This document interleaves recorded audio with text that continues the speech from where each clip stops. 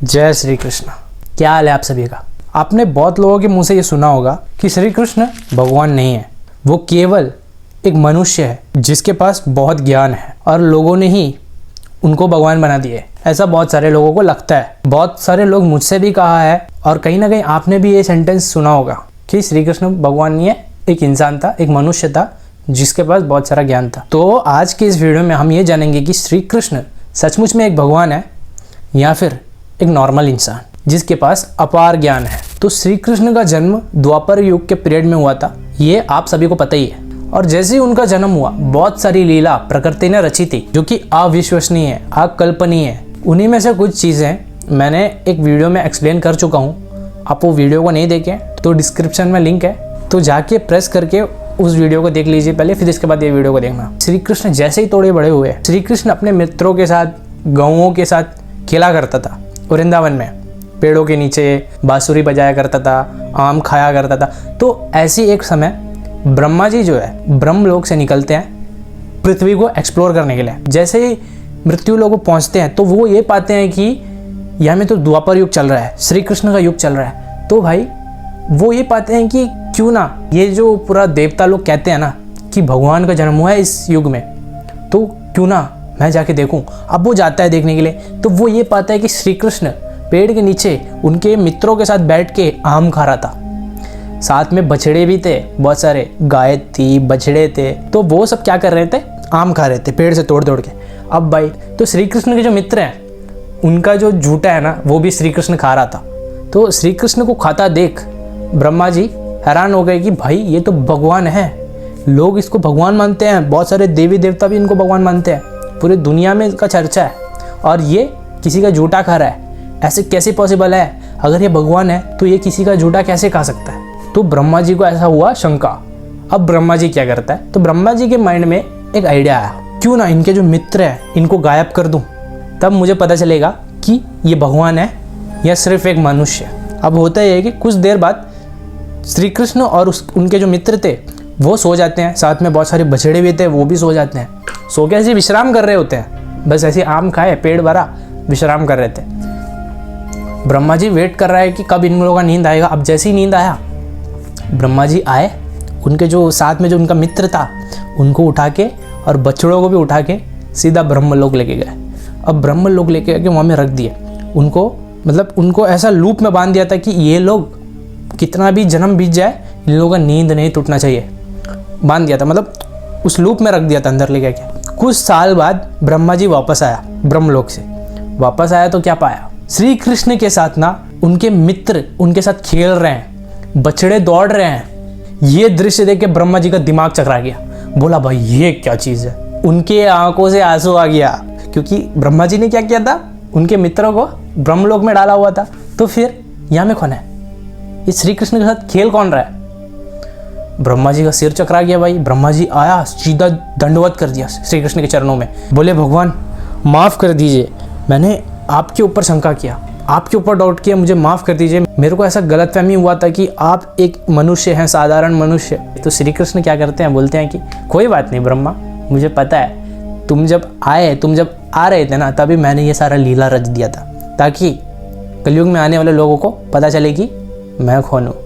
अब भाई देखो, ब्रह्मा को डाउट हो गया था कि श्री कृष्ण भगवान है कि नहीं, ब्रह्मा को डाउट हो गया, तो कलयुग का इंसान को डाउट हो गई है भाई, कोई भी कुछ भी बोले फर्क नहीं पड़ता। ब्रह्मा को डाउट हुआ, जो इंसान को बनाया है, जो हमको बनाया है, उनको डाउट हो गया, तो कलयुग का इंसान को डाउट होने से कोई फर्क नहीं पड़ता। होने दो, कोई बात नहीं, तुम मानो नहीं मानो से मतलब ही नहीं, लोग तो कहेंगे, छोड़ दो। अब दूसरा ये है कि महाभारत का जब युद्ध हो रहा था ना, उसके बीच में पितामह भीष्म जो है वो श्री कृष्ण को चैलेंज करता है कि तुम मेरे ऊपर शस्त्र नहीं उठा सकते, तुम तो वचन दे चुके हो कि मैं शस्त्र नहीं उठाऊंगा रणभूमि में, तुम तो नहीं उठाओगे ना। तो श्री कृष्ण क्या करता है, वो पितामह भीष्म कौन था, श्री कृष्ण का बहुत बड़ा भक्त था। पितामह भीष्म को पता था कि श्री कृष्ण भगवान है, अब वो उनको मानता भी था। पितामह भीष्म महाभारत का युद्ध शुरू होने से पहले उनको ये कहे थे कि आपको मैं ऐसा मजबूर कर दूंगा कि आप युद्ध के बीच में आप शस्त्र उठाओगे। तो श्री कृष्ण ने क्या कहा कि मैं नहीं उठाऊंगा।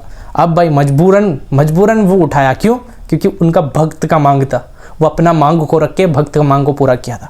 अब ये बात हटा दो, श्री कृष्ण जब शस्त्र उठा के उनको मारने के लिए गया तब पितामह भीष्म खुश हो गया, हाथ जोड़े उसके सामने। तो श्री कृष्ण गुस्से में भले ही उनको गुस्सा नहीं था, लेकिन असल में वो ऐसा एक्टिंग कर रहा था, समझ लो एक्टिंग कर रहा था। महाभारत के युद्ध के बीच में वो पितामह भीष्म को ये कहते हैं कि मैं ना वासुदेव कृष्ण हूँ, मैं ना यदुवंशी हूँ, मैं ना ही मानव हूँ, मैं परब्रह्म हूँ। आप परब्रह्म का अर्थ समझते हैं? वो भगवत तत्व जिसका कोई आकार नहीं है, वो निराकार है और वो समय आने पर आकार ले सकता है, यानी अवतार ले सकता है। वो ब्रह्म तत्व जो अधर्म बढ़ने पर श्री कृष्ण बनकर आते हैं, श्री राम बनकर आते हैं, कल्कि बनकर आते हैं। वो जो इंसान रूपी ढांचा है वो सिर्फ श्री कृष्ण है। समझ लो उसके अंदर ब्रह्म है, ब्रह्मा नहीं ब्रह्म। ब्रह्म मतलब वो शक्ति, परमात्मा बोलते हैं ना, वही है परमात्मा। वो खुद आया था इस धरती में द्वापर युग के टाइम में, समझ रहे हो?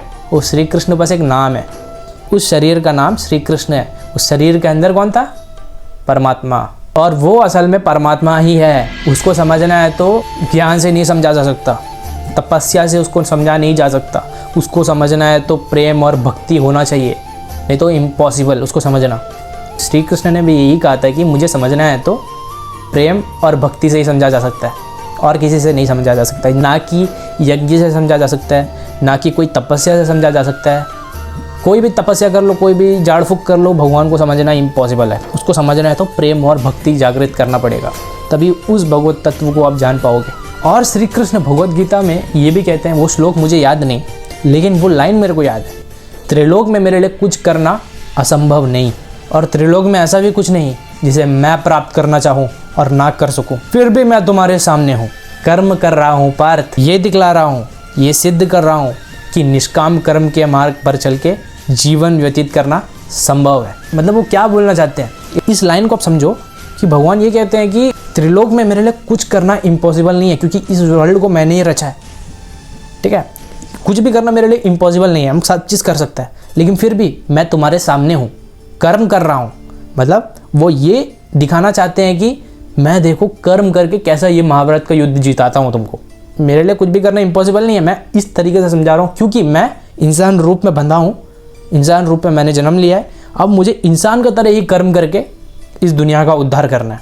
समझ रहे हो इसका अर्थ? आप समझदार हो, मुझे कहने की ज़रूरत नहीं है। ये लाइन कोई साधारण इंसान नहीं बोल सकता भाई, उसको ब्रह्म ज्ञान होना चाहिए। उसको ब्रह्म ज्ञान ऐसे नहीं आएगा। और जिस भी इंसान को ब्रह्म ज्ञान है ना, जो भी बाबा संत जो भी हैं, वो अपने आप को नीचा दिखाएगा सबसे पहले।